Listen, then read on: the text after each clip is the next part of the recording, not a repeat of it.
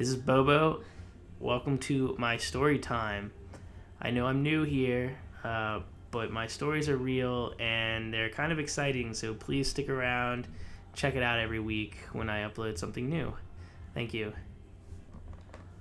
That's your intro? For now. Okay. So in 2014, I studied abroad in China, and I had like a fall trip that was included in the program that I was in, and a couple of us, there were 5 of us, decided to go to a beautiful little town called Jiuzhaigou at the beginning of the Moon Festival. So we went to Jiuzhaigou, to Xi'an, then to some little random town in Beijing. So I'm going to tell you about that whole story because the craziest freaking that ever happened to me. All right, so we're leaving Shanghai, and for some reason when we booked the flight, they put one of us on a different flight and the other 4 of us on the same flight. And Ryan, I'm going to use real names here. Ryan was like, yeah, our flight's at 3. And so we're like, okay, let's leave about 12 to make sure we get there on time. And so Hector's on the train. We get on the train. We're going to take the subway all the way to the airport because it goes straight there. And Hector's like, oh, I think, oh, look, my flight's at 1. We're like, Hector, you're an idiot. Get out of the train. Go get on the taxi and get to the airport. And then I was like, you know what?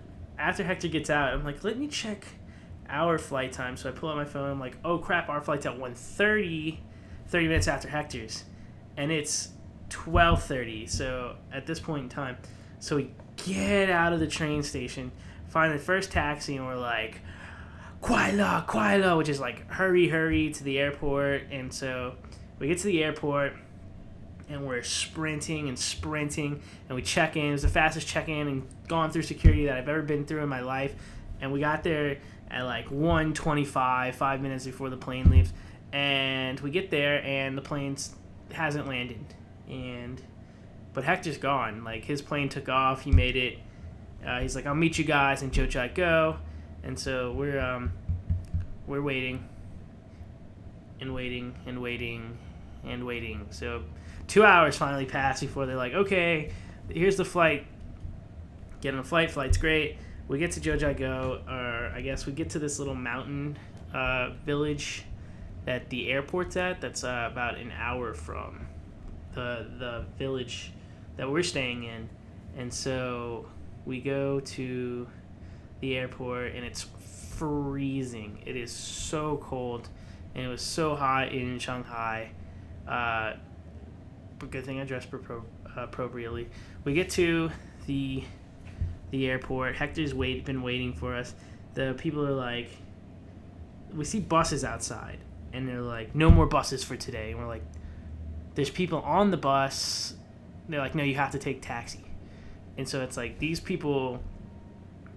Chinese people were definitely in it with the taxi drivers because they knew we didn't have any other options.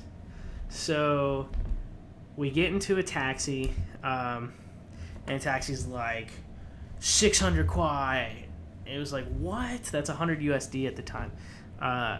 They're like, to take us an hour away, and we couldn't all fit in one vehicle because they, seatbelt laws. So we get into 2 taxis, and we drive out of the gate, and immediately after we get through the little toll gate, there's a black car on the side of the road. My taxi just pulls over to behind his taxi. I'm like, what's going on? Oh my God, what's going on? He's like, get out. At this time, my Chinese is very, very minimal. Like, I studied a little bit in university, but like, I was going really to China to kind of learn it a lot better, but this is the very beginning of the trip, so I barely spoke any Chinese, and the kid in the car with me, Hector, doesn't speak any Chinese. The only person who actually speaks Chinese is in the other car. Her name is Morgan. And so he's like, get out. And I'm like, oh my God, what's going on? and he's like pointing to the other van. I'm like, oh my god, I gotta get in the other car. What are they doing to us? They're selling us. I was like hoping I'm not gonna become a slave. Like, I was freaking out. So my phone dies. I try to call the hostel. Finally, luckily I bought a miniature phone charger. I plug it in. I call the hostel, and they're like, $600, 600 quid. That's so expensive. I would call the U.S. Embassy. I was like, look, are they gonna get us there and like not kidnap us? And she's like, yeah, that's fine. And I'm so like freaking out. My nerves are shocked. I'm at the back of the car, and the taxi driver just comes up to me and sticks a cigarette in my mouth and just lights it. And so I don't smoke, and here I am smoking a cigarette in China, freaking out because I thought I was like gonna be sold into some kind of Chinese human trafficking kind of situation.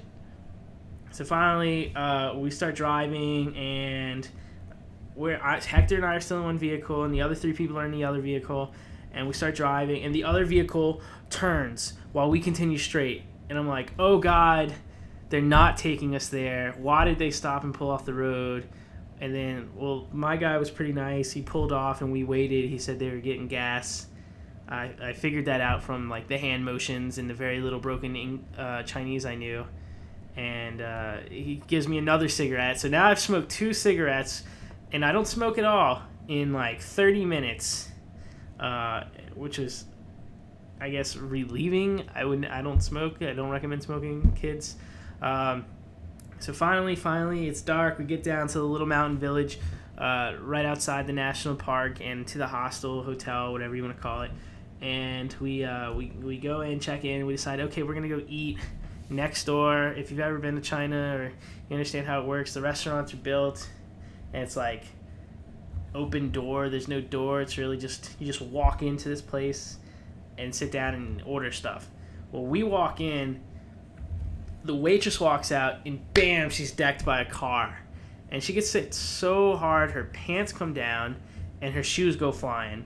And she's sitting on the ground, dying in front of us. And China's got this rule where it's, you don't touch anybody. There's no Good Samaritan law, because if you touch them, you're liable to pay their medical expenses. So keep in mind, tiny mountain village.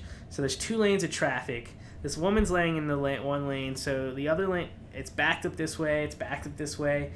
Even the police can't touch her. They have to wait for the ambulance. So it took about an hour before the ambulance showed up for this woman, and she died. She's dead in front of us, basically.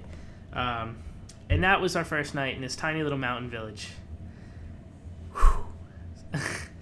Second night, we go, the next morning we wake up and go eat some breakfast at this little place at the restaurant, at the hotel, and we pay for it. We're like, hey, is this included? And they were like, yeah, you got to pay for it. Even though that big Chinese family just walked out on paying for it, it's not a free meal. You're supposed to pay for it.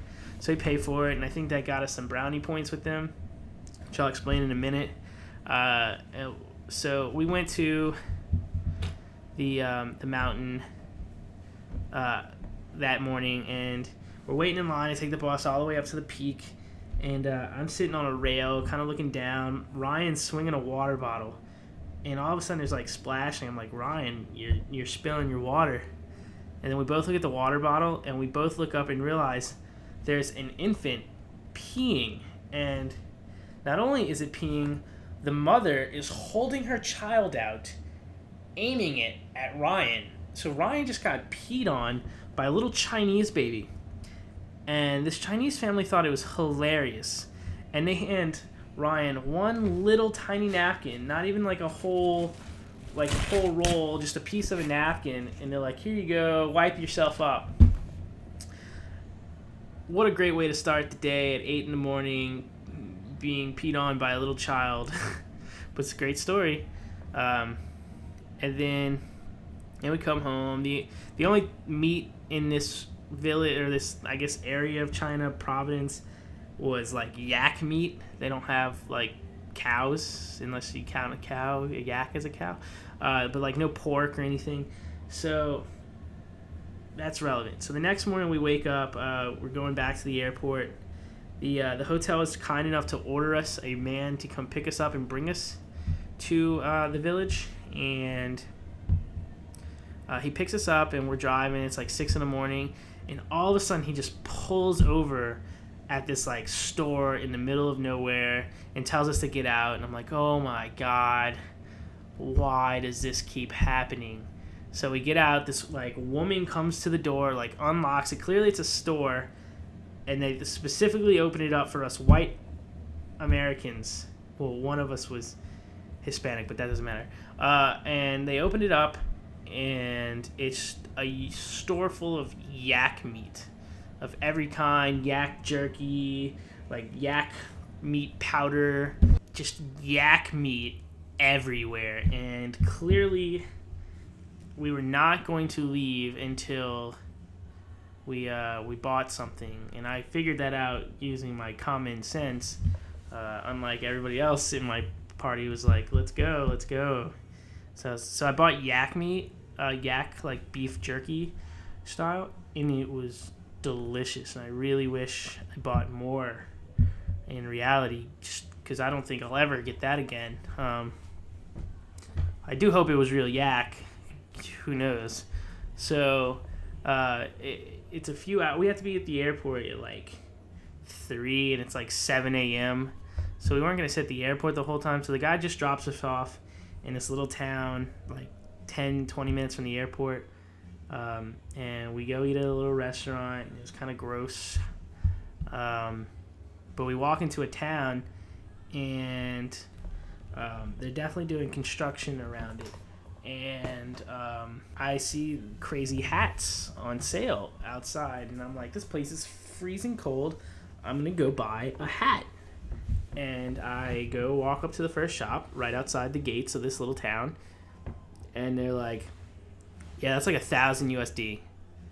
And I was like, hell no, I'm not paying that. So we leave, and I walk right into the gate of the village. I keep using the word village. Community. And there's another hat store immediately on the inside. And I see this cat hat, and I'm like, oh my God, it's so warm. I like the way it looks on me. I say cat hat, I'll explain. So I go buy it, and it was like $20 US. And I was like, that's a great deal compared to the other guy selling it for $1,000 US. I don't care, I'll take it for 20. I don't even have to bargain, which I should have, but I didn't care. So I immediately buy the hat, and a cat that's got the exact same fur pattern just runs from the store across the street. And I'm like, oh, I just definitely bought a dead cat. Without a doubt, it's definitely cat. It was great. And then we walked around this little town for a few hours. It's definitely something that they're hoping more white people would come visit, because they had like construction signs, and it was like white people walking around like a mall, and they had like mannequins and Coca-Cola. Like they were trying to appeal to white people coming to visit. I guess foreigners. I say white people because all the people on the picture were white. But like they haven't developed it enough for that, and it's kind of way out in the boonies of China, so I don't know who's gonna come visit that town except for us, who just got dropped off there on accident. And then we go to right before we go to the airport, we buy some like baijiu, which is like barley wine, and it was like 200% alcohol content, and it was like, I'm only gonna take a sip from the cap because I don't want to go blind. I've heard terrible stories of people who've taken alcohol and gone blind in China, and I did not want that to happen to me. And then I sat in an airport probably for about 4 hours, freezing cold, taking a sip of barley wine every now and then to warm myself up. And that's part 1 of my Lunar Fest travels, Jojigo adventure. Thank you for listening. This was Storytime with me, Bobo, and I'll explain how I got the nickname Bobo in one of my later episodes. So have a good one.